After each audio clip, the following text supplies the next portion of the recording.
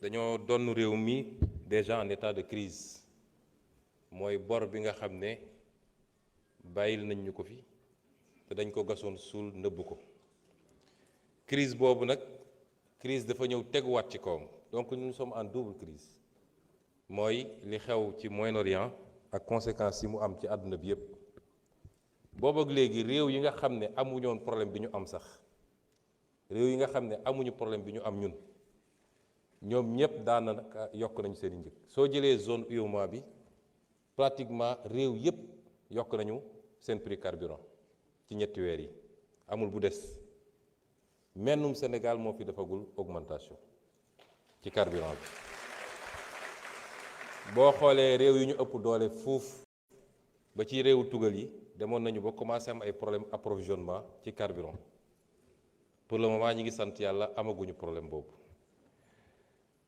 li muy firndeel mooy ñun bi ñu egsee suñu principale priorité c'est d'abord une priorité sociale mooy nu ñuy def ba wàññil askan wi coono gi ñu dund yàlla xam na ne bu ñu fi fekkoon réew boo xam ne donn nañ ko ci un taux d'endettement de 70%, 75%, 80% sax kon tey njëg yi mun nañ ko wàññiwaat de moitié mais malgré tout bi ñu egsee laa ne la mettre en place un comité ñu liggéey ci primature ba aboutir première mesure de baisse yi nga xam ne ministre yi fàttali nañ ko léegi am na première mesure de baisse yi nga xam ne ceeb beeg diwlin beeg suukar beeg ñoom seen la woon deuxième mesure de baisse bi ñu def ko ci électricité bi ci carburant bi muy super bi muy gasoil bi ak yeneen yu ni mel kon loolu li muy firnde mooy ñun lu ñuy teel mooy askan wi ministre des finances wax na ko léegi bi crise bi amee au Moyen-Orient yéen budget bi ngeen voté fii yéen a ngi ko voté woon sur une prévision baril pétrole à $64 tey ñi ngi ci double bi te suñuy wax pétrole du rek impact bi du rek ci la ngay jënd ci carburant ci station bi wala gaz bi wala électricité bi déedéet parce que lépp lu ñuy consommer tey day dox ci kaw énergie boobu carburant boobu pétrole boobu moo koy tourneloo moo tax à l'échelle mondiale tey xoolal engrais bi lu muy jar engrais bi chaque jour démb rek ministre de l'agriculture newaat na ma il faut ngeen yokkal ma 10 milliards parce que prix bi ñu defoon prévision ni moom la ñuy jëndee engrais bi tey prix boobu doublé na presque loolu lay demee ci yeneen produit yépp transport bi problème la parce que les assureurs ne veulent plus assurer les navires yi nga xam ne dañu war a transporter carburant surtout jóge ci golfe bi donc impact yi ci tous les secteurs de la vie la lan moo tax nag ma ne ministre bi xaaral parce que impact yi fàttali nañ leen ko normalement ci année bi suñu jëlul benn mesure de hausse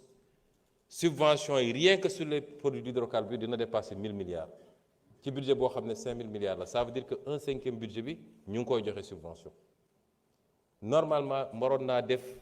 li pays sous région bi yëpp def ne ko yokk leen attention li may wax tekkiwul ni duñu yokk dinañu résister ba fu ñu mën a résister lu ñu mën a def pour bañ a répercuter les conséquences de cette crise sur les populations dañ ko def waaye à l'impossible nul n'étant tenu bu ñu demee ba xam ne mënul nekk it dinañ dellu si ci askan wi ne leen lii mënatul nekk xaw ñu yokk li tax nag ma jàpp ni mënoon nañu ut yeneen solution mooy suñuy état nañ daan fonctionner dañuy seet li gën a yomb ci état bi li gën a yomb ci état bi mooy ñu singali subvention bi loo wax rek ñu ne subvention bi mais soo jëlee lu mel ni hydrocarbure état bi day fayee ko ay taxes di subventionné ci beneen côté bi kon soo nee subvention bi posé na problème war ngaa xool ndax taxes yi aussi est-ce que diisul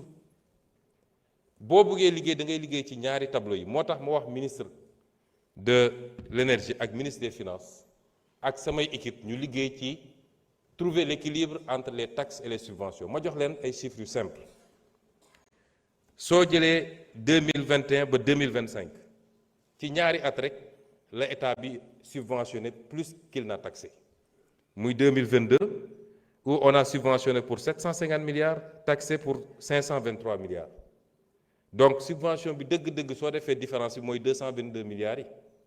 parce que da ngaa fayeeku lii jeexawaat lii bu dee li nga fayeku li nga joxe moo ko ëpp subventionné nga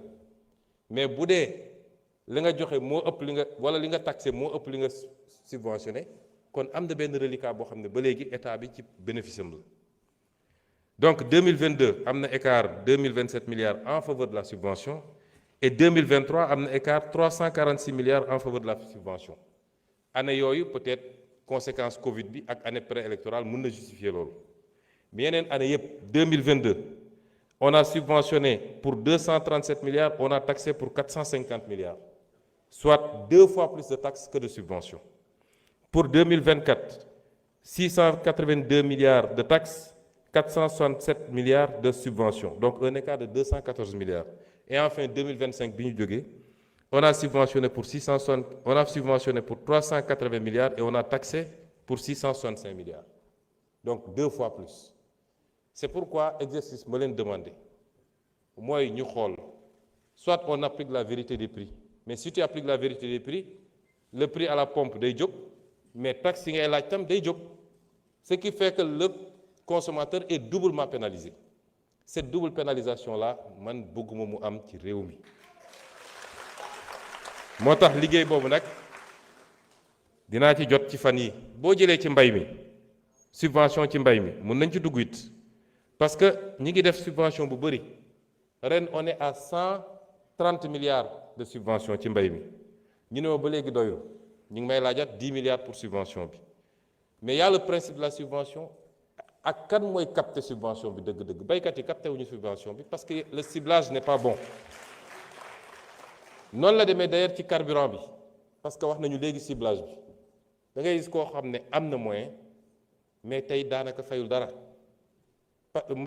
day bénéficier subvention bi ñëw gaare sa 4x4 boo xam ne essence ay consommé mu leer ni kii am na moyen mais moom day bénéficier ci subvention bi or la subvention par essai est censée cibler les couches les plus défavorisées moo tax liggéey boobu it ci lu ñuy def ba cibler ko ñu ngi ciy liggéey mais soo jëlee mbay mi tey boo jëlee structure subvention bi semence yi moo jël 33% des subventions engrais yi jël 48% ñaar ñooñu rek presque jël nañ subvention bi yëpp mais semence yi xam nañ ni détournement yi bëri na ci engrais bi détournement yi bëri na ci moo tax non seulement il faut ñu revoir la structure est-ce que état dafa war a continuer di def beaucoup d'argent ci semence bi ak subvention bi moi je préfère ñu def ay transfert aux producteurs ñoom ñu tànn lu ñu bëgg a jënd mais nga orienter subvention bi beaucoup plus ci mécanisation et équipement bi orienter ko beaucoup plus ci def ay forage partout ci Sénégal ba nit ñi mën a bay noor bay nawet ci loolu lañ jëm kon li ngeen tudd ci la jëm ci njëg yi malgré la double crise que je viens de dire ñu ngi ci ba léegi laaj nañ ma nag ci train de vie de l'État bi ñu ñëwee ba léegi ci loolu la ñuy liggéey nu ñuy def ba réduire train de vie de l'État fi mu ne nii je l'avais annoncé pratiquement à part les voyages statutaires nga xam ne mënul ñàkk ministre bu déposé ma bloqué ko ministre yëpp semaine passée dama toog ma ne SGG parce que man ministre yi laay contrôler mais les DG du ñu egsi ci man c'est au niveau de leur autorité de tutelle wala du secrétaire général ma ne SGG envoyé-moi sur les 3 mois les voyages des DG mais j'ai été surpris il y a des DG qui ont passé 33 jours sur les 90 jours à l'étranger 33 jours ñii 27 jours ñii 15 jours yooyu yëpp on va y mettre un terme et c'est pourquoi j'ai demandé à ce que désormais même pour les voyages des DG que ça soit soumis à mon appréciation balaa benn DG di jóge ci réew mi laaj na ñu it ci am na ko wax léegi ci mbirum loi bi nga xam ne wote nañ ko fii moo wax ni loi bi man maa jël initiative wax naa ko fii du loo xam ne dañ koo jël ci coxor wala parce que dañu bëgg a métital nit am na loo xam ne boo koy def yàlla dénk la responsabilité doo ci seet lu dul luy njëriñu réew waaye defoo ko pour orienter ko ci Masamba wala Mademba waaye nag Masamba ak Mademba bu mu dal gis nga waa boo koy wote